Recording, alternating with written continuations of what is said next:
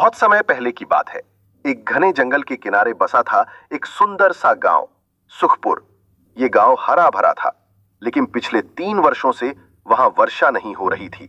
सूखा पड़ चुका था, कुएं सूख चुके थे, तालाबों का पानी खत्म हो गया था और खेत बंजर हो गए थे। गांव के एक किनारे पर एक बूढ़ा किसान रहता था, जिसका नाम था रामू। रामू साधारण किसान था, मगर ईमानदारी और मेहनत में उसका कोई सानी नहीं था। उसके पास थोड़ी सी जमीन और एक टूटी फूटी झोपड़ी थी। वो रोज भगवान से प्रार्थना करता, हे प्रभु, मेरे गांव को पानी दे दो, मेरे खेतों को फिर से हरियाली से भर दो। एक रात रामू को एक विचित्र सपना आया। सपने में एक बुजुर्ग साधु प्रकट हुए और बोले, रामू, जंगल के बीचों बीच एक पुराना कुआं है। लोग कहते हैं वो सूखा है, लेकिन उसमें जादू छिपा है। अगर तू ईमानदार दिल से वहां जाएगा और पानी मांगेगा तो कुआं तुझे इनाम देगा। रामू की नींद खुल गई। पहले तो उसे सपना सामान्य लगा, लेकिन अगली रात वही सपना दोबारा आया। इस बार साधु ने कहा, जल्दी कर रामू, जादुई कुएं का समय सीमित है।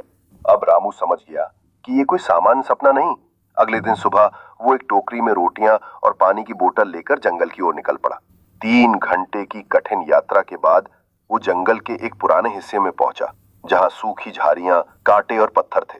तभी उसे एक पेड़ के नीचे पुराना टूटा फूटा कुआं दिखा। उसके चारों ओर झाड़ियां उगी हुई।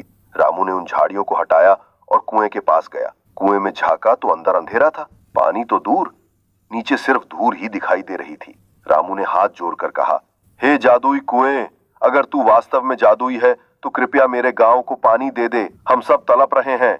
अचानक कुएं से एक मंद नीली रोशनी निकलने लगी। हवा तेज हो गई और पेड़ हिलने लगे। रामू घबरा गया, लेकिन डटा रहा। तभी कुएं के भीतर से एक मधुर गंभीर आवाज आई, रामू, तू सच्चा और निस्वार्थ है। अगर तू 3 परीक्षाएं पास कर सका तो मैं गांव को पानी और समृद्धि दूंगा। ते हुए कहा, मैं तैयार हूं। पहली परीक्षा, लालच से लड़ाई। अचानक उसके सामने एक चमचमाती थैली प्रकट हुई, जिसमें सोने चांदी के सिक्के भरे थे। आवाज आई, अगर तू चाहे तो ये थैली लेकर जा सकता है, पर इसके बदले अपने गांव को भूलना होगा। रामू सोच में पड़ गया।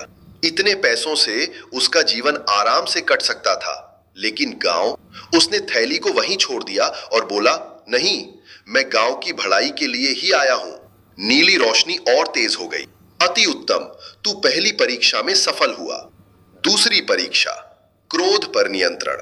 अचानक सामने गांव का जमींदार भोलानाथ प्रकट हुआ, वही जिसने रामू की जमीन छीनने की कोशिश की थी। उसने रामू को ताना मारा, अरे रामू, तू यहाँ क्या कर रहा है? तुझे लगता है कि कोई कुआं तुझे राजा बना देगा?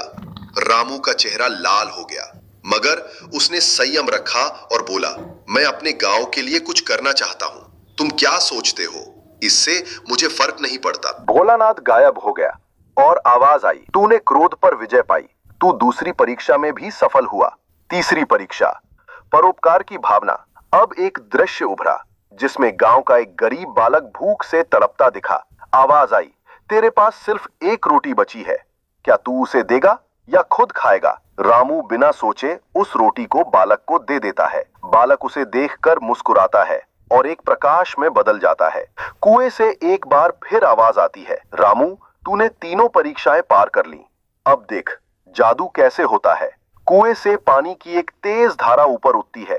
कुछ ही क्षणों में कुआं पानी से भर जाता है। फिर एक जादुई मटका बाहर आता है, जिस पर लिखा था, इस जल से जहां भी इसे गिराया जाएगा वहां हरियाली और खुशहाली फैलेगी। रामू वो मटका लेकर गांव लौटता है। गांव वाले पहले हैरान होते हैं, लेकिन जब रामू खेतों में उस जल की कुछ बूंदें डालता है तो वहां घास और पौधे उगाते हैं। चारों ओर हरियाली फैलने लगती है। जल ही गांव में नए कुएं खुद जाते हैं, तालाब भर जाते हैं और सुखपुर फिर से हरा भरा हो जाता है। गांव वाले रामू को अपना गांव का रक्षक कहने लगते हैं, लेकिन रामू कहता है, मैंने कुछ नहीं किया, बस एक सच्चे दिल से कोशिश की। जादू बाहर नहीं, हमारे भीतर होता है। ईमानदारी, धैर्य और परोपकार से किया गया प्रयास कभी व्यर्थ नहीं जाता। जब इंसान निस्वार्थ होकर भलाई करता है, तब प्रकृति और ईश्वर स्वयं उसकी सहायता करते हैं।